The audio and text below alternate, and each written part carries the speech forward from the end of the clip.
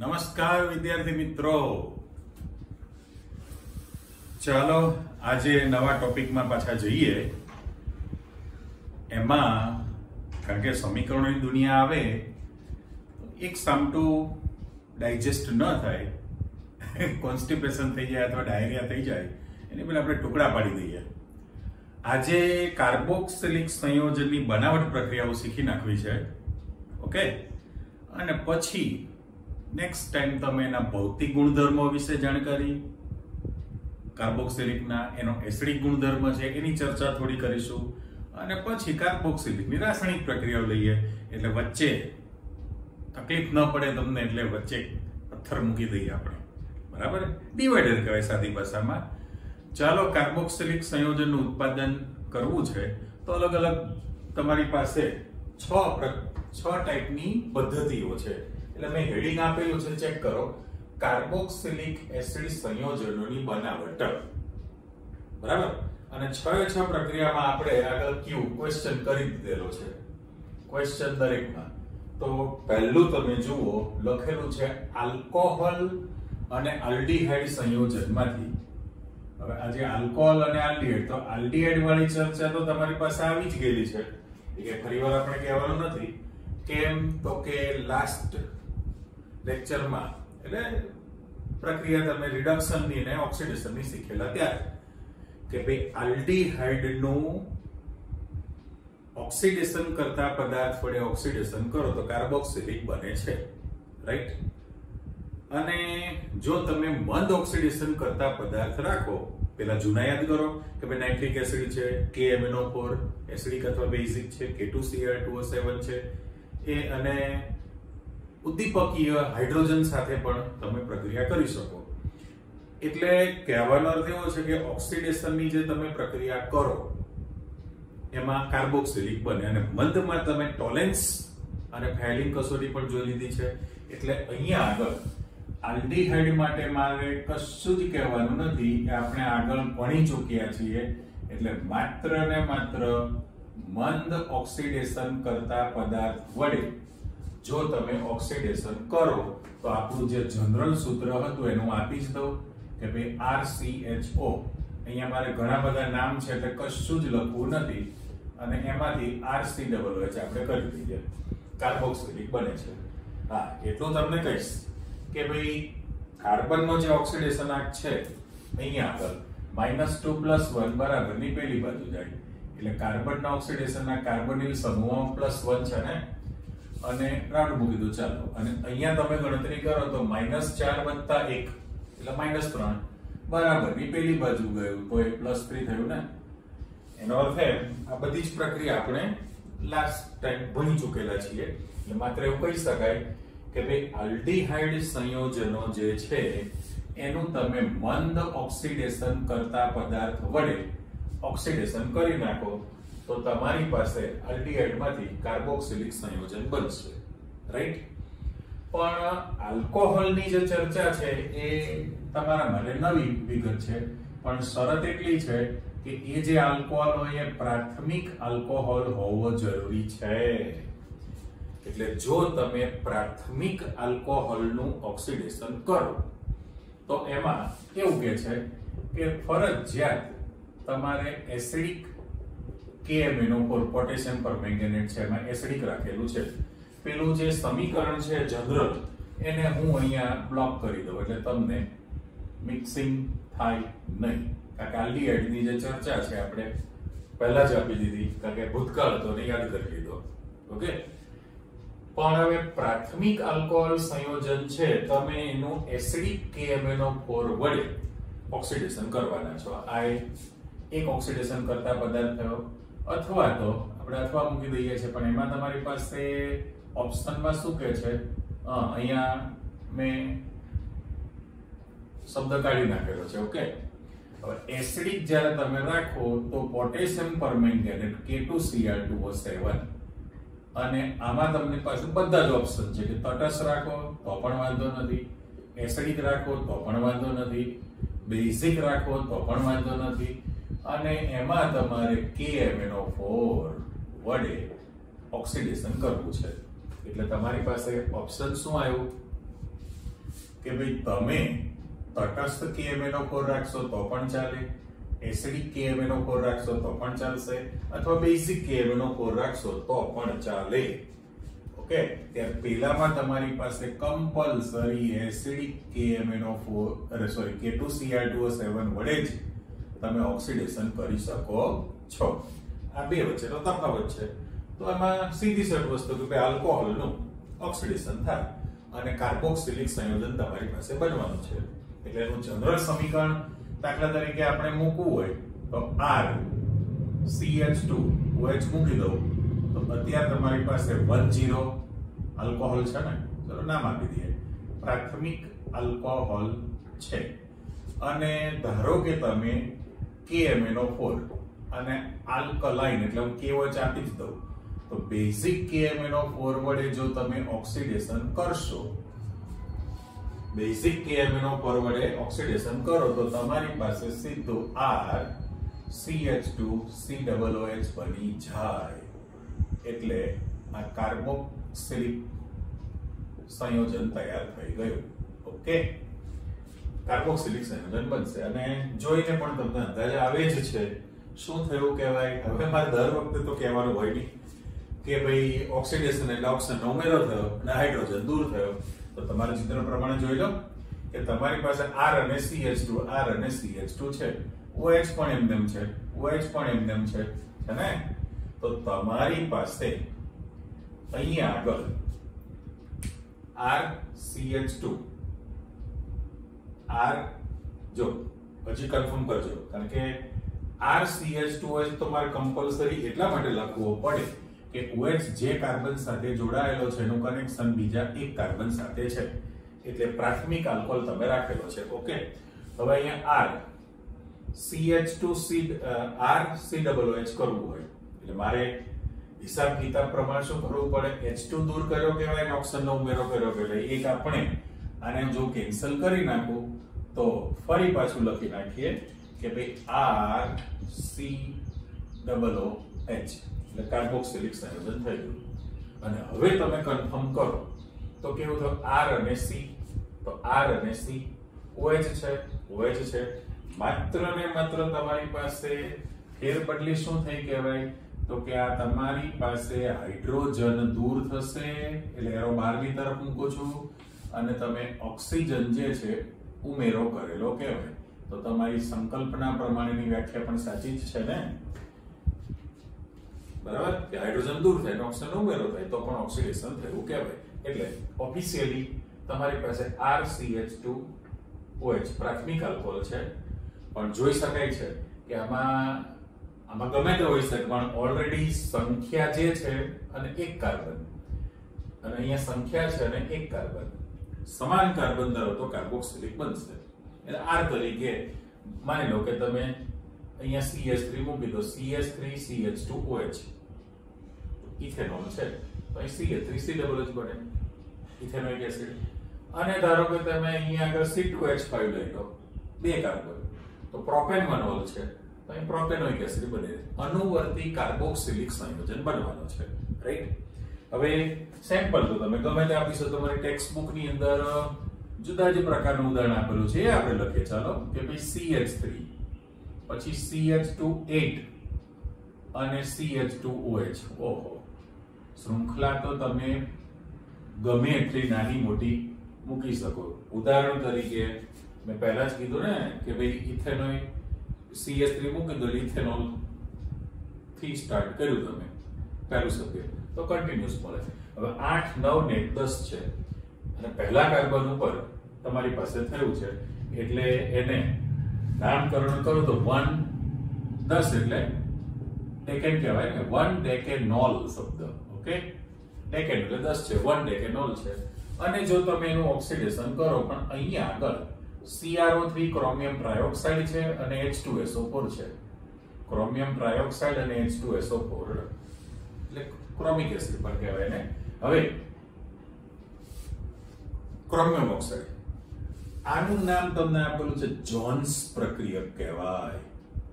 આ જે છે એના માટે શબ્દ છે જોન્સ પ્રક્રિયક. આપણે તો માત્ર ને માત્ર બ્લુ પેન રાખી દો.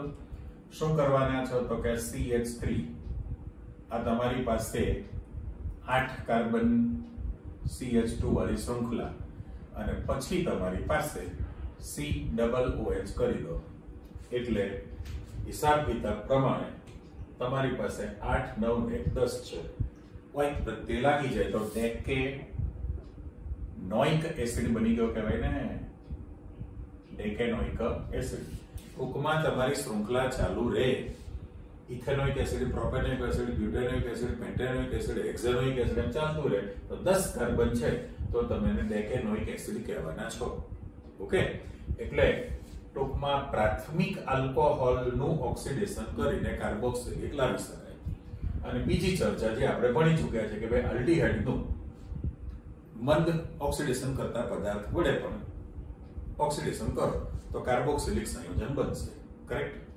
ચાલો હવે એના પછી આગળ વધો તો આલ્કાઇલ બેન્ઝીન માંથી છે હવે આલ્કાઇલ બેન્ઝીન એટલે આપણી પાસે જાણીતું છે 11મા ધોરણમાં 11મા ધોરણમાં જે છે કે ભાઈ ટોલ્યુઇન નું તમે ઓક્સિડેશન કરશો તો એમાંથી તમે કોણ લાવી શકો છો બેન્ઝોઇક એસિડ લાવો છો કરેક્ટ પણ અહીંયા પણ આલ્કાઇલ બેન્ઝીન જે છે આલ્કાઇલ બેન્ઝીન હવે એમાં પહેલા સેમ્પલમાં તમે જતા રહો એટલે તમને અંદાજ આવે કે માની લો કે પહેલું સેમ્પલ રિંગ ઉપર CH3 મૂકી દો આ પહેલું ઉદાહરણ છે તો એને IUPAC નામ લખો તો તમે શું કહેવાના છો મિથાઇલ બેન્ઝીન છે રાઈટ અથવા એને ટોલ્યુઇન કહેવાય મિથાઇલ બેન્ઝીન છે જો તમે એનું KOH ની હાજરીમાં KMnO4 વડે એટલે આલ્કલાઇન KMnO4 વડે ઓક્સિડેશન કરો તો પહેલામાં પહેલું અહીંયા આગળ કાર્બોક્સિલિક સંયોજનનો પોટેશિયમ ક્ષાર બને છે તમે KOH રાખેલું છે બરાબર કાર્બોક્સિલિક સંયોજનનો પોટેશિયમ ક્ષાર બની ગયેલો કહેવાય અને પછી જો તમે એનું H3O+ વડે જળ વિભાજન કરશો જળ વિભાજન એટલે H2O છે એક્ચ્યુઅલી તો મારે ઉપર શબ્દ લખવો છે એક વખત જળ વિભાજન ઓકે હવે તમે જળ વિભાજન કરશો એટલે H2O છે તો તમારે K ને જાણકારી માટે K ને OH આપી દો અને H તમે ત્યાં મૂકી દો H2O છે એટલા માટે એક માટે લખાણ આપણે આપી દઈએ HOH માની લો કે આપણે આવી ગોઠવણી કરીએ તો સીધી સરળ વસ્તુ કે ભાઈ તમે K ને OH આપશો અને H છે ત્યાં ગોઠવી દેવાના તો તમારી પાસે જે પ્રોડક્ટ નિપજ બનવાની છે એ રિંગ ઉપર COOH થઈ જશે એટલે જેનું નામ છે તમારી પાસે બેન્ઝોઇક એસિડ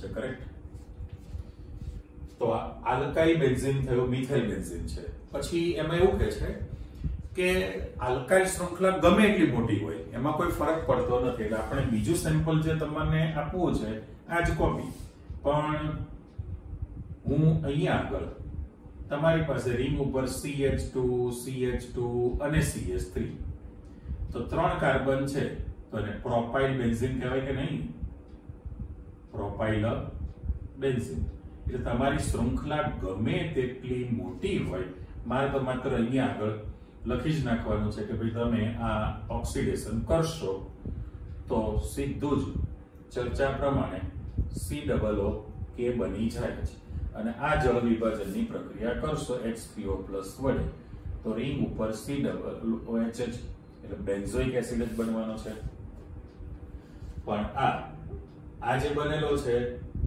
એ પોટેશિયમ બેન્ઝોઇટ કહેવાય ને પોટેશિયમ બેન્ઝોઇટ પોટેશિયમનો ક્ષાર છે પણ કોનો કાર્બોક્સિલિક સંયોજનનો પોટેશિયમ ક્ષાર થયો કહેવાય હવે તમે ધારો કે NaOH રાખેલું હોય તો COOH બને આલ્કલાઇન KMnO4 શબ્દ વાપરીએ છીએ આપણે એટલે બેઝિક છે NaOH રાખશો તો સોડિયમ બેન્ઝોઇટ બને KOH રાખો તો પોટેશિયમ બેન્ઝોઇટ બનશે પણ અહીંયા કહેવાનો અર્થ એવો થયો તમારી પાસે કે આલ્કાઇલ શૃંખલા ગમે એટલી લાંબી હોય આલ્કાઇલ શૃંખલા તમારી પાસે ગમે એટલી લાંબી હશે છતાં પણ એનું સંપૂર્ણ ઓક્સિડેશન થઈ જશે શબ્દ કીધો સંપૂર્ણ આલ્કાઇલ શૃંખલાનું ઓક્સિડેશન થઈને તમારી પાસે કાર્બોક્સિલિક સંયોજન બને છે પણ આપણને ખબર છે કે ભાઈ આલ્કાઇલ બેન્ઝીન જે છે આ જે મિથાઇલ ઇથાઇલ છે અત્યારે તમારી પાસે R છે તો એ પ્રાથમિક છે ને, પણ ચોખવટ કરી છે કે તમારી પાસે પ્રાથમિક હોય કે દ્વિતીયક હશે, આ બે માંથી કોઈ પણ હોય તો એમાં તમારી પાસે સરળતાથી ઓક્સિડેશન થઈ શકે. પણ તમારી પાસે દાખલા તરીકે તૃતીયક આલ્કાઇલ બેન્ઝીન હોય તો એમાં ઓક્સિડેશન થઈ શકતું નથી. આપણે ચોખવટ કરી, રાઈટ? બે વસ્તુ ક્લિયર કરો કે ભાઈ તમારે આલ્કાઇલ બેન્ઝીન જે છે આલ્કાઇલ સમૂહ, પણ એ આલ્કાઇલની શૃંખલા એક કાર્બન, બે કાર્બન, ત્રણ કાર્બન, ગમે એટલી લાંબી શૃંખલા હશે એનું સંપૂર્ણ ઓક્સિડેશન થઈને કાર્બોક્સિલિક તો બને છે જ. અહીંયા તમારી પાસે બેન્ઝોઇક એસિડ જ બન્યું, પણ પ્રાથમિક કે દ્વિતીયક આલ્કાઇલ બેન્ઝીન હશે તો બનશે. પણ જો તૃતીયક આલ્કાઇલ બેન્ઝીન હોય, તૃતીયક આલ્કાઇલ બેન્ઝીન, તો પછી એમાં થઈ શકતું હતું નથી. ક્લિયર? ચલો આગળ बढ़ो. એના પછી તમારી પાસે ત્રીજું આપેલું છે નાઇટ્રાઇલ અને એમાઇડ સંયોજનોમાંથી. નાઇટ્રાઇલ અને એમાઇડ સંયોજનો છે, એમાં આપણે જનરલ સમીકરણ પહેલા આપી દઈએ. તો જનરલ સમીકરણમાં એવું કહે છે કે RCN હોય, RC ટ્રિપલ બોન્ડ N, તો અત્યારે આ સાયનાઇડ સંયોજન છે. ઓકે, હવે સાયનાઇડ સંયોજનનું તમે એસિડ ની ઉદ્દીપક તરીકે હાજરી રાખો અથવા બેઝ ને ઉદ્દીપક તરીકે હાજરી રાખો, અને પ્રક્રિયા તમારી પાસે જળ વિભાજનની જ છે. પ્રક્રિયા તમારી પાસે જળ વિભાજનની કરવામાં આવે તો જોઈન્ટ કરી દો, C ને O આપી દો અને N ને 2H આપી દો. અત્યારે હું છોટું પાડી લખું છું કે તમારી પાસે RC ડબલ બોન્ડ O અને NH2 બની ગયું. બરાબર? એટલે તમને અંદાજ આવી જાય કે પાણીનો જે અણુ છે એમાંથી ઓક્સિજન કાર્બન ને આપેલો છે અને બે હાઇડ્રોજન નાઇટ્રોજન ને આપી દીધા. પણ આ જે સંયોજન બન્યું છે એ એમાઇડ સંયોજન બન્યું કહેવાય. અને હવે તમે એમાઇડ સંયોજનનું H3O+ વડે જળ વિભાજન કરો એટલે એક્ચ્યુઅલી તો H2O લખીએ તો પણ વાંધો નથી, અથવા H3O+ લખી શકાય. પ્રક્રિયાનું નામ છે જળ વિભાજન. તો કાર્બોક્સિલિક બનાવો છે, તો એમાં તમારી પાસે આ NH2 જે છે, NH2 એને એક H કાઢીને આપી દો. બરાબર? એટલે જો ધારો કે છોટું પાડી લખીને કે HOH લખું છું મારે પાણીનું સમજવા પડતું, તો તમે અહીંયા આગળ બોન્ડ તૂટે અને H તમે NH2 ને આપી દેશો. કરેક્ટ? અને OH તમે ત્યાં આપી દો એટલે ખરેખર તમારી પાસે RCOH બની ગયું. અહીંયા જે બનશે એ RC એક O હતો અને આ OH તમે આપી દો, RCOH કાર્બોક્સિલિક સંયોજન બની ગયું અને પ્લસ NH3. પાઠ્યપુસ્તકમાં NH3 લખેલું નથી, ઉદાહરણમાં પાછું લખ્યું છે, આમાં ભૂલી ગયા છે, પણ આપણે તે આપી દીધેલું છે. એટલે આ જે જનરલ સમીકરણ છે એને હું બ્લોક કરી દઉં. ઓકે, તો આના પ્રમાણે તમે અહીંયા કોઈ પણ સેમ્પલ લખી શકો, કોઈ પણ જે સેમ્પલ તમે તૈયાર કરી શકો, જે બનાવવું છે એ બની શકે. પણ આમાં બે સ્ટેપ થયા ને કે ભાઈ સાયનાઇડ માંથી એમાઇડ બને છે. હવે તમારે આ તબક્કે અટકી જવું હોય, એમાઇડમાં તમારે અટકી જવું છે તો પ્રક્રિયા મંદ પ્રક્રિયા પરિસ્થિતિ રાખવી પડે. નોર્મલ કન્ડિશનમાં પ્રક્રિયા કરશો તો એમાઇડ સુધી બને. ઓકે, અને એમાઇડ માંથી તમે જળ વિભાજન કરો તો તે એ ઘટના બને જ છે. એટલે ઉપર તમારી પાસે જે લખાણ આપેલું છે એમાં એક તો નાઇટ્રાઇલ માંથી જો તમે કરો તો બે સ્ટેપમાં જવું પડે, અને જો તમે એમાઇડ માંથી કરતા હોય તો તમારી પાસે આ ઘટના આગળ ચાલતી રહેશે. સચો? આની અંદર આપણે સેમ્પલ મૂકવા છે. દાખલા તરીકે પહેલું ઉદાહરણ તમને એવું આપીએ, આની અંદર એમાઇડ કોઈ પણ રાખી શકાય, પણ એટલા માટે કે માની લો કે હું CH3 C triple bond N એમ લખું છું. ચાલો, બરાબર? CH3 C triple bond N, તો બંને કાર્બનને ગણતરીમાં લેવાનું છે. તેનું નામ પડશે તમારી પાસે ઇથેન નાઇટ્રાઇલ છે. બરાબર? જો તમે H+ અથવા OH- ની હાજરી છે ને આ પ્રક્રિયા કરવાના છો તો એમાઇડ બનવાનો છે. એટલે CH3 CO NH2 બનાવી દઉં. હવે હું તો આમાં પણ તમારી પાસે બે કાર્બન છે એટલે ઇથેનેમાઇડ બન્યું, સભ્ય તરીકે ઇથેનેમાઇડ એમાઇડ બને છે. ઓકે, અને વાર્તા કરીએ પ્રમાણે આનું તમે H3O+ વડે જળ વિભાજન કરી નાખો તો જે ફાઇનલ નિપજ બનવાની છે એ CH3COOH બની જાય અને +NH3 બનવાનો છે. એટલે આ ઇથેનોઇક એસિડ છે. ઇથેનોઇક એસિડ એટલે પહેલા તો આ જે ઉપલું જે લખાણ આપેલું છે એના પ્રમાણે આપણે ચર્ચા કરીએ તો નાઇટ્રાઇલ સંયોજનમાં કાર્બનની સંખ્યા 2 છે. એમાઇડ બને તો કાર્બનની સંખ્યા 2 છે અને કાર્બોક્સિલિક સંયોજન બને તો પણ કાર્બનની સંખ્યા 2 છે. એટલે જેટલા કાર્બન નાઇટ્રાઇલમાં હોય ઇથેન નાઇટ્રાઇલ તો ઇથેનોઇક એસિડ જ બને છે. સેમ કોપી દાખલા તરીકે એમાઇડમાંથી લાવવાના છો તમે, એમાઇડમાંથી તો આ સમીકરણ એટલા માટે મેં આપેલું છે કે તમારા બંને સેમ્પલ એકમાં જ સમય ગયા.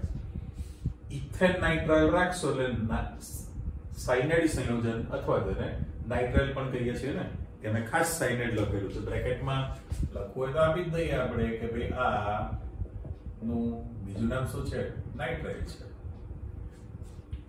નાઇટ્રાઇલ અથવા તો સાયનાઇડ કહીએ છીએ. એટલે નાઇટ્રાઇલ સંયોજન તમે રાખેલું છે, એની પ્રોસેસ કરી એટલે તમારી પાસે એમાઇડ સંયોજન બનેલું છે, એની જળ વિભાજનની પ્રક્રિયા કરશો ત્યારે ઇથેનોઇક એસિડ બને.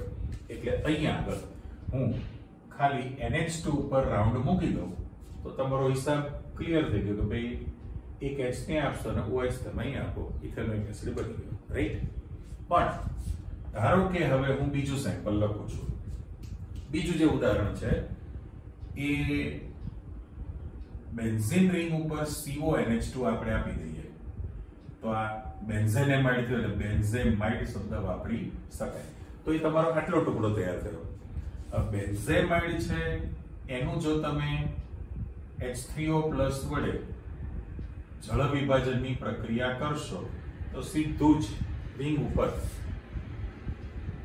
ઉપર તમારી પાસે COOH બની જાય અને +NH3 તો છે.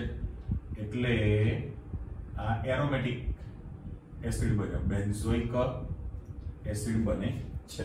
એટલે હિસાબ કિતાબમાં અહીંયા NH2 તમે કાઢીને એમોનિયા બનાવશો, H3O+ અથવા તો તમે જળ વિભાજન છે H2O પણ લખી શકો ને, તો NH2 ને એક H કાઢીને આપી દો એટલે NH3 અને OH ત્યાં ગોઠવાઈ ગયો એટલે બેન્ઝોઇક એસિડ બની ગયો. એટલે ટૂંકમાં નાઇટ્રાઇલ સંયોજનમાંથી મધ્યવર્તી તબક્કો એમાઇડ બને અને એમાઇડમાંથી કાર્બોક્સિલિક લાવી શકાય. ઓકે, પણ તમારે આને અટકાવવું હોય તો પ્રક્રિયા પરિસ્થિતિ તમારી મંદ રાખવાની હોય અને દાખલા તરીકે એમાઇડમાંથી જ જવું હોય તો કોઈ પ્રશ્ન છે જ નહીં, એની અંદર જળ વિભાજનની પ્રક્રિયા થઈ ગયેલી છે. હવે 4 નંબર જુઓ કે ભાઈ ગ્રીગનાર્ડ પ્રક્રિયકમાંથી લાવવું છે, એમાં આપણે જનરલ ઇક્વેશન આપવાના છીએ. તો જનરલ સમીકરણમાં તમને એવું કહે છે કે R'-MgX નામ દરેકમાં હું લખતો જાઉં છું. તો આ ગ્રીગનાર્ડ પ્રક્રિયક છે. ઓકે, R તરીકે તમે આલ્કાઇલ કોઈ પણ રાખી શકો. દાખલા તરીકે મિથાઇલ મેગ્નેશિયમ બ્રોમાઇડ છે અને એની તમારે ઘન સોલિડ સૂકો બરફ એટલે ઘન કાર્બન ડાયોક્સાઇડ છે. કાર્બન ડાયોક્સાઇડ એટલે તમને ખબર છે કે C ડબલ બોન્ડ O કાર્બનની 4 સંયોજકતા કાર્બનની લાઇનિંગ આપું છું. તો આ ઘન કાર્બન ડાયોક્સાઇડ સાથે તમે પ્રક્રિયા કરો તો પહેલા તો મધ્યસ્થી નિબંધ બનવાની છે એટલે અહીંથી આ બોન્ડ તૂટે જો મેં બ્રેક કર્યું અને કાર્બન સાથે તમે જોડી દેવાના છો. કાર્બન સાથે જો આપણે એવી જ ડિઝાઇન મૂકવી છે તો આ O ડબલ બોન્ડ અને આ C છે. અહીંયા સંયોજકતામાં તમે R મૂકો છો. ઓકે, તો કાર્બનની સંયોજકતા 2 ને 2 4 ને 1 5 થઈ જશે ને એટલે તરત જ પાછો એક બોન્ડ તૂટી જશે અને એક ઓક્સિજન વધ્યો છે. કરેક્ટ? અને અહીંથી બોન્ડ તૂટવાથી પાછું તમારી પાસે MgX તો મૂકવાનું છે જ, MgX છે. રાઈટ? પણ હવે નિયમ પ્રમાણે નિયમ પ્રમાણે તમારી પાસે કેવું થવાનું છે કે O માઇનસ થશે અને Mg ઉપર પ્લસ ચાર્જ તૈયાર થવાનો હોય. કારણ કે યાદ આવે છે ને, આ જે છે મેગ્નેશિયમ કરતા ઓક્સિજનની વિદ્યુત ઋણતા વધુ છે એટલે ઇલેક્ટ્રોન યુગ્મ ખેંચે, આના પર ઋણ ડેલ્ટા માઇનસ ડેલ્ટા પ્લસ છે અને એની સાપેક્ષમાં પેલી બાજુ ડેલ્ટા માઇનસ બને, પણ આ માઇનસ છે એના પ્રમાણે આપણે પ્લસ ચાર્જ મૂકેલો કહેવાય. એટલે આ મધ્યસ્થી સંયોજન તૈયાર થયું એટલે રાઉન્ડ આપી દો. અને પછી જો તમે એનું H3O વડે જળ વિભાજન કરી નાખો, જળ વિભાજન છે H3O મૂકો છો, H2O પણ તમને મૂકી જ દઉં છું અહીંયા આગળ, તો અહીંથી પાછો બોન્ડ બ્રેક થવાનો. એ બોન્ડ આ જો આપણે બ્રેક કરી દઈએ અહીંથી, તો તમારી પાસે RCOOH HL કોણ આપું અને પેલું જે છે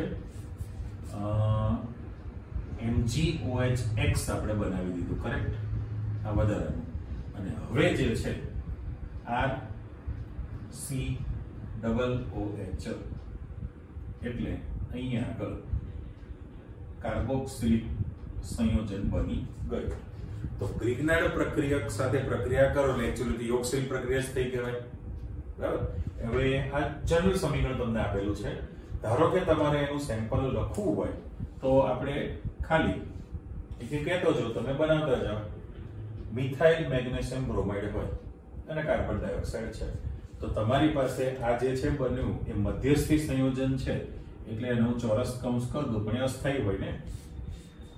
અને જ્યારે તમે H2O વડે જળ વિભાજન કરો તો આ CH3COOH ઇથેનોઇક એસિડ બની ગયો, બરાબર, ઇથેનોઇક એસિડ બને અને MgOH બન્યો. પણ અત્યારે ગ્રિગ્નાર્ડ પ્રક્રિયક અને આ CO2 એ કાર્બનની સંખ્યા તમારી પાસે સરખી જ છે, એમાં સંખ્યામાં વધારો ઘટાડો થતો હોતો નથી.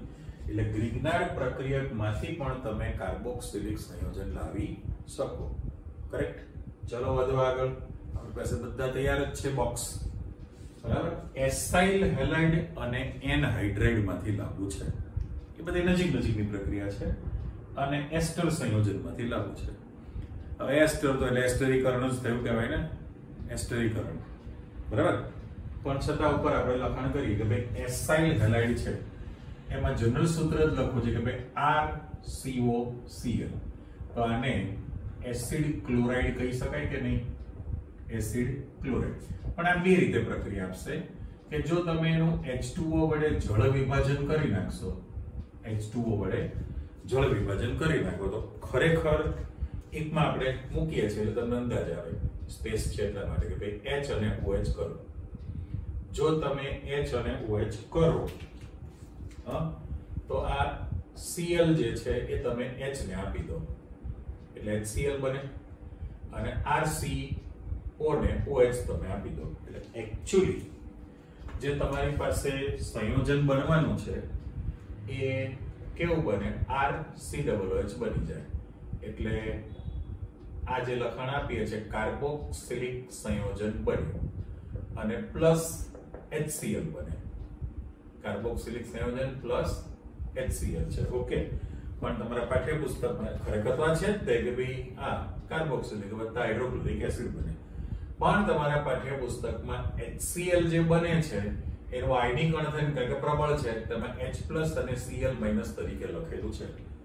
એટલે સમજવા માટે મેં તમને પહેલા જ HCl આપેલો છે અને પછી Cl- લખ્યો, ઓકે. તો આ જે પ્રક્રિયા છે ઉપર સ્પેસ છે એટલે હું આપી દઉં જળ વિભાજન કર્યું. જો તમે એસિડ ક્લોરાઇડ સંયોજનનું H2O વડે જળ વિભાજન કરી નાખો તો સીધું જ કાર્બોક્સિલિક સંયોજન બની જાય, ઓકે.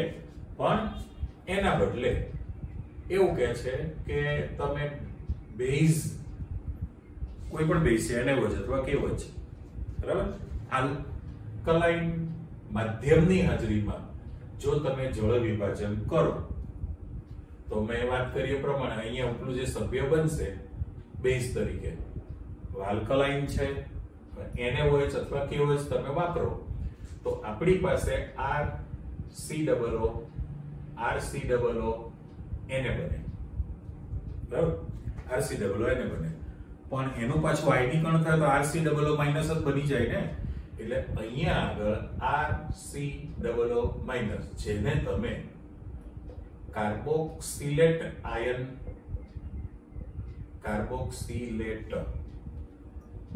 ઋણ આયન બની ગયો, કાર્બોક્સિલેટ આયન બનશે, અને વધતા પેલું કયું છે પ્રમાણે Cl માઈનસ તો છે જ પાછું, બરાબર. એટલે માની લો કે તમે અહીંયા NaOH રાખેલું છે, NaOH, તો RCOO Na બને વત્તા HCl બને, પણ HCl માંથી તમે H plus Cl માઈનસ કરો એટલે Cl માઈનસ ઉપરની કોપી, અને RCOO Na માંથી RCOO માઈનસ કાર્બોક્સિલેટ આયન લીધો. ઓકે, તો એ પ્રકારનું બન્યું કહેવાય આયનીકરણ પામીને. અહીં તમે નામ ગમે તે મૂકી શકો. ધારો કે તમે CH3COCl ઇથેનોઇલ ક્લોરાઇડ રાખો R તરીકે, તો અહીં જળ વિભાજન સાદું કરો તો CH3COOH ઇથેનોઇક એસિડ બને પ્લસ HCl, આપણે સંયોજન મૂકીએ છીએ HCl, અને ધારો કે તમે અહીંયા ઇથેનોઇલ ક્લોરાઇડ છે અને એની NaOH સાથે પ્રક્રિયા કરો તો CH3COO Na સોડિયમ ઇથેનોઇડ બને, સોડિયમ ઇથેનોઇડ પણ એક ક્ષાર હતો, આયનીકરણ થઈને CH3COO minus ion carboxylate ion બની ગયો, અને વત્તા Cl માઈનસ બને. અહીંયા મિક્સ ન થાય એટલે વચ્ચે હું લાઇનિંગ આપી દઉં. તમે જે પહેલું કર્યું છે એ એસાઇલ હેલાઇડ માંથી કર્યું, અને હવે એન હાઇડ્રાઇડ માંથી તૈયાર કરવું છે, પણ એન હાઇડ્રાઇડ માં તમારી પાઠ્યપુસ્તકમાં સીધા પેલા જ આપી દે છે ઉદાહરણ જ તે. તો ઉદાહરણમાં દાખલા તરીકે લખવું હોય તો જનરલ તમારી પાસે સાદું જો જળ વિભાજન કરો, આ જ કોપી છે, પાણી સાથે પ્રક્રિયા કરો, આપણે બંને સેમ્પલ જ મૂકી દઈએ, પણ પછીનો વિભાગ છે, બરાબર.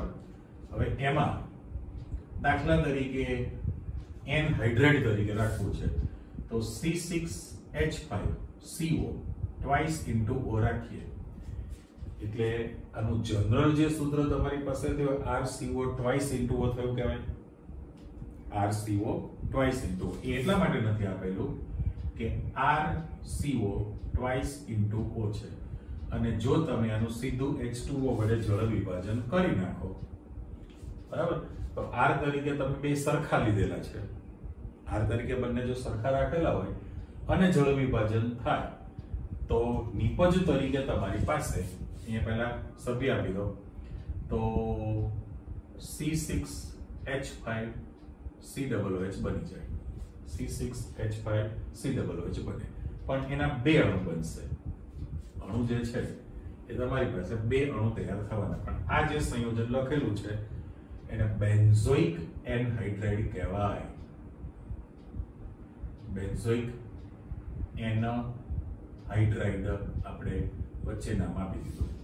એટલે અત્યારે જ્યારે તમે બોન્ડ તોડો આ બ્લુ કલરનું જનરલ સમીકરણ, તો તમારી પાસે RCOOH બનવાનો જ છે, પણ એના જે સંખ્યા બનવાની છે એ બે બને, કરેક્ટ, બે બની જશે. એનું રીઝન સરખા હતા એટલા માટે. પણ જો તમે અલગ અલગ પ્રકારનું રાખો, અહીંયા આગળ જે છે અલગ અલગ પ્રકારનું જો તમે સભ્ય લઈ લો તો પાછું બદલાય ને. પણ એ કોની સાથે છે? ઉપર કીધું પ્રમાણે બેઝિક માધ્યમની હાજરીમાં જળ વિભાજન કરવું છે. બેઝિક માધ્યમમાં જો તમારે જળ વિભાજન કરવું હોય તો એમાં એનહાઇડ્રાઇડ તરીકે બે સરખા નથી રાખવાના, બંને સરખા નથી રાખતા એટલે પરિસ્થિતિ કેવી થવાની છે એનું આ તમારું પહેલું સેમ્પલ હતું. ઓકે, બીજું ઉદાહરણ તમે જોઈ લો કે હું C6H5 લખું, CO લખું અને C2H5 લખું, બરાબર, અને ઇન્ટુ O તરીકે તમારે રાખવું છે. આ ટ્વાઇસ ઇન્ટુ O કરેલું છે. તો હવે આનું નામ પાડવામાં આવે તો ઇથાઇલ, અહીંયા જે બેન્ઝોઇક એનહાઇડ્રાઇડ છે ને, બેન્ઝાઇલ એનહાઇડ્રાઇડ, તો બેન્ઝોઇક એનહાઇડ્રાઇડ, તો અહીંયા ઇથાઇલ બેન્ઝાઇલ એનહાઇડ્રાઇડ કહી શકાય, ઇથાઇલ બેન્ઝાઇલ એનહાઇડ્રાઇડ કહેવાય.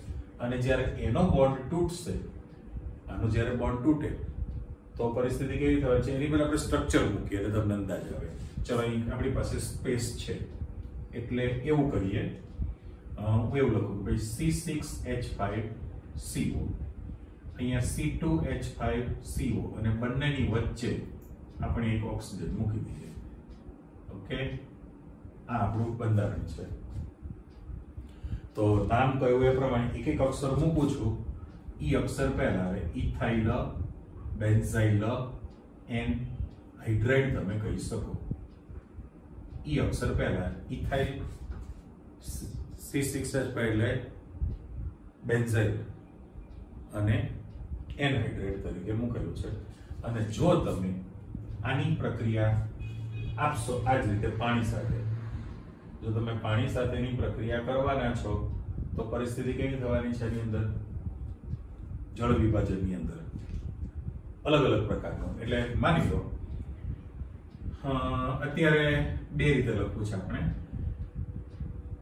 દાખલા તરીકે OH ની હાજરી છે અને H2O રાખીએ છીએ. ઓકે, તો પરિસ્થિતિ એવી થાય કે ગમે ત્યાંથી તમે બોન્ડ તોડી શકો. માની લો કે આ અહીંથી બોન્ડ બ્રેક કરું છું તો તમે C6H5COOH કરવાના, C6H5COOH અને C2H5 અને CO ને H આપો. આને H આપશો તો આને OH આપવાના છો ને, બરાબર. H2O સાથે પ્રક્રિયા કરવાના છો તો પહેલાને H આપવાના અને શું આપવાના છો, OH. એટલે ફાઇનલ નિપજ લખતા જાઓ તો C6H5CO હતું 2O, આને આપણે H આપેલું છે અને પ્લસ અહીંયા લખીશું તો C2H5CO હતું અને એને તમે OH આપો છો. બરાબર. તમારે દાખલા તરીકે કલર ચેન્જ કરવો હોય તો હું આને ગ્રીન કલર આપી દઉં છું, H ત્યાં આપેલો છે અને આને OH ગ્રીન કલર આપી દઉં છું. તો હવે તમારી નિપજ જોઈ લો. નિપજ તરીકે આપણે તો સભ્ય સીધું લખેલું જ છે, શોર્ટ ફોર્મ લખી નાખો તો રિંગ ઉપર C ડબલ છે એટલે આને બેન્ઝોઇક એસિડ કહેવાશે અને C2H5COOH છે તો આને તમે કહેવાના છો પ્રોપેનોઇક એસિડ કહેવાના છો. પ્રોપેનોઇક એસિડ બને છે એટલે. અને માની લો કે તમે NaOH રાખેલું હોય, NaOH, તો આના પ્રમાણે બેઝ થયું કહેવાય તો C6H5COOH એને કરવાના અથવા આની સાથે એને તમે મૂકી શકો. એટલે ટૂંકમાં એસિડ ક્લોરાઇડ માંથી જળ વિભાજન જે રીતે બે રીતે થયું એ રીતે એનહાઇડ્રાઇડ માંથી પણ તમે જળ વિભાજનની પ્રક્રિયા કરો તો જો આ બે સરખા હતા ને, આપણે જે ડિફરન્સ કહેવા માંગીએ છીએ, તમે આ વચ્ચે લાઇનિંગ મૂકી દઉં છું, કરજો ચેક, અને આને પણ બ્લોક કરી દો એટલે બે વસ્તુ મારા પર્પસ ક્લિયર થઈ ગયા. C6H5 કોમન હતું એટલે તમે એને બેન્ઝોઇક એનહાઇડ્રેટ શબ્દ વાપરેલો છે તો બેન્ઝાઇલ એનહાઇડ્રેટ પણ બોલે. તો ત્યાં આગળ સરખા બે અણુ બને. અહીંયા તમારી પાસે બે અલગ અલગ છે એટલે ઇથાઇલ કે બેન્ઝાઇલ ઇથાઇલ ABCDE. તો પહેલો બેન્ઝોઇક ઇથાઇલ એનહાઇડ્રેટ થાય એટલે આ શબ્દની અંદર C6H5 છે એટલે બેન્ઝાઇલ ઇથાઇલ એનહાઇડ્રેટ. એટલે જે શબ્દ છે એને ઇન્ટરચેન્જ કરવું પડે. બેન્ઝાઇલ ઇથાઇલ એનહાઇડ્રેટ એટલે B પહેલા આવે, E પછી આવે અને એનહાઇડ્રેટ કરેલું છે. હવે આ જ ઘટના તમારે એસ્ટર માટે કરવું છે. હવે એસ્ટર એટલે એસ્ટરીકરણ જ થયું કહેવાય ને, એમાં સીધે સીધું એસ્ટર કીધું છે તો સેમ્પલમાં જ જતા રહો. માની લો કે તમે CH3COO C2H5 લખેલું છે તો આને આમ સાદું 3 નામ પડે ને. પહેલા પહેલું એસ્ટર તરીકે લખવું હોય તો ઈ અક્ષર પહેલા ઇથાઇલ મિથાઇલ એસ્ટર છે, બરાબર. અને ઇથાઇલ એસિડેટ પણ કહી શકાય અને ઇથાઇલ ઇથેનોએટ. પહેલા IUPAC નામ લખી નાખો, ઇથાઇલ ઇથેનોએટ. ઇથાઇલ ઇથેનોઇડ છે અને સાવ સાદા નામમાં જોવું હોય તો ઇથાઇલ મિથાઇલ એસ્ટર. ઇથાઇલ મિથાઇલ એસ્ટર છે અને તમે એનું એસિડિક માધ્યમમાં જળ વિભાજન કરશો એટલે અત્યારે છોડું લખે ચલો H2O લખી નાખીએ છીએ અને એરા પર હું H+ આપી દઉં.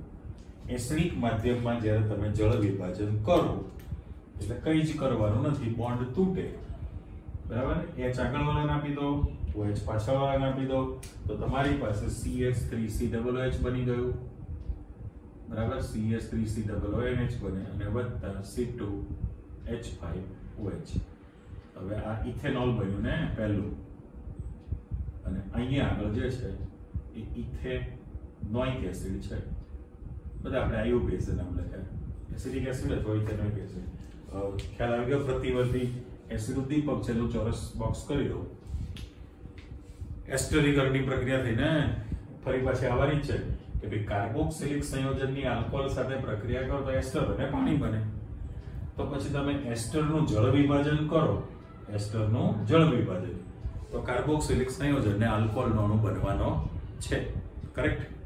પણ જો તમે બીજું સેમ્પલ હજી મૂકવું છે પણ એ શું કહે છે બેઝની હાજરીમાં. આ તમારું પહેલું ઉદાહરણ હતું. બીજા ઉદાહરણમાં આપણે એવું કરીએ છીએ કે આની અંદર C6H5 COO અને C2H5 કરી દો તો આનું નામ તમારી પાસે જેમ ઇથાઇલ ઇથેનોઇડ હતું ને તો મારે અહીંયા આગળ ઇથાઇલ બેન્ઝોએટ લખાશે. ચલો આખું નામ લખી નાખીએ કે ભાઈ એનું નામ પડશે ઇથાઇલ બેન્ઝોએટ. ઓકે. પણ જો તમે એનું બેઝની હાજરીમાં જળ વિભાજનની પ્રક્રિયા કરશો તો હવે પરિસ્થિતિ કેવી થવાની છે? બોન્ડ તમે તોડવાના છો અહીંયા આગળ. જો આ બોન્ડ તૂટી જાય ઓકે તો રિંગ ઉપર C6 એટલે રિંગ જે છે C6H5COO ધારો કે NaOH હોય તો Na બને ને, જેમ ઉપર ચર્ચા કરી એ પ્રમાણે. તો ત્યાં તમારી પાસે જે સભ્ય બનાવવાનું છે એ C6H5COO- અને વત્તા C2H5OH. ત્યાં આપણે પ્યોર ઇથેનોલ જ આપી દીધો. ફરીથી કે ભાઈ NaOH હતો, ધારો કે NaOH છે. જો હું આ જે છે આજે લાઇનિંગ કાઢી નાખું છું કારણ કે બ્લુ કલરમાં બ્લુ દેખાતું નથી એટલે હું આ ગ્રીન કલરની ડિવાઈડર લાઇનિંગ મેં પાડી દીધી. હવે ફરી પાછા જુઓ કે ભાઈ ઇથાઇલ બેન્ઝોએટ હતું.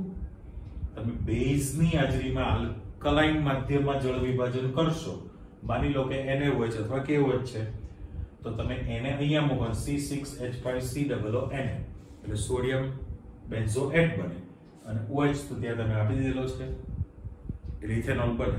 પણ અહીંથી તમારી પાછી આગળ પ્રોસેસ થવાની છે કે જો તમે આનું H3O+ વડે જળ વિભાજન કરી નાખો તો હવે તમારી પાસે C6H5COOH બની જશે. H ત્યાં મળી ગયો કહેવાય અને વત્તા એકચ્યુઅલી તો 5 છે એટલે H અને તમે આપશો આગળ પ્રોસેસ કરીને બરાબર. Na હોત તો NaOH બને અને C6H5COOH બની જાય તો પાછો કાર્બોક્સિલિક સંયોજન બને. ટૂંકમાં ફરી રીકેપમાં ચેક કરી લો એટલે રિવિઝનની અંદર કે ભાઈ પ્રાથમિક આલ્કોહોલનું તમે ઓક્સિડેશન કરીને કાર્બોક્સિલિક લાવો છો. આલ્ડીહાઇડમાં તો મંદ ઓક્સિડેશન કરતા હતા એટલે ક્લિયર. પછી કીધું આલ્કાઇલ બેન્ઝીનમાંથી પણ પ્રાથમિક અને દ્વિતીયક માટે શક્ય છે, તૃતીયક માટે નથી. ગમે તે લાંબી શૃંખલા છે સંપૂર્ણ ઓક્સિડેશન થઈને કાર્બોક્સિલિક બનશે. ત્રીજો નાઇટ્રાઇલમાંથી લાવો તો મધ્યવર્તી તબક્કામાં એમાઇડ બને અને પછી જળ વિભાજન થાય અને એમાઇડમાં તમે જાઓ તો સીધું જ જળ વિભાજન કરી શકો બરાબર. ગ્રિગ્નાર્ડ પ્રક્રિયા યોક્સિલ પ્રક્રિયા થઈ, મધ્યસ્થી નિપજ બોન્ડ તૂટે, કાર્બોક્સિલિક બની જશે. 5 અને 6 લગભગ કાકા બાપાના નજીકની પ્રક્રિયા થઈ. એસિડિક ક્લોરાઇડનું H2O વડે જળ વિભાજન કર્યું, સીધું કાર્બોક્સિલિક. પણ જો તમે આલ્કલાઇન માધ્યમમાં જળ વિભાજન કરો તો પહેલા કાર્બોક્સિલેટ આયન બને હવે ત્યાં હું ઉમેરો કરું છું કે એ જે કાર્બોક્સિલેટ આયન બન્યો છે, જો અહીંયા આગળ બ્લેક પેન લઈ લો, એ કાર્બોક્સિલેટ આયનની જો તમે H3O+ વડે જળ વિભાજનની પ્રક્રિયા કરો ત્યારે તમારી પાસે RCOH કાર્બોક્સિલિક બની જશે. એટલે એમાં સ્ટેપ થયું કહેવાય. એ જ ઘટના અહીંયા આગળ તમને સીધું ઉદાહરણમાં આપેલી છે એની અંદર. પણ એનહાઇડ્રાઇડમાં પણ સરખા જ રાખેલા હશે બેન્ઝોઇક એનહાઇડ્રાઇડ, તો બેન્ઝોઇક એસિડના 2 મોલ બને, બરાબર. પણ જો તમે અલગ અલગ પ્રકારનું રાખેલું હોય તો બેન્ઝાઇલ, ઇથાઇલ એનહાઇડ્રાઇડ છે, તેમાંથી બેન્ઝોઇક એસિડ પણ બને છે અને પ્રોપેનોઇક એસિડ પણ બની શકે, C2H5 આની અંદર H અને O. જો મેં ખાસ ત્યાં કલર મૂક્યો છે, અને H આપો અને O આપો, જળ વિભાજન. એસ્ટરમાં તમે જશો પાણી સાથે એસિડની હાજરીમાં ઉદ્દીપક તરીકે, તો કાર્બોક્સિલિક બની ગયો સીધો જ.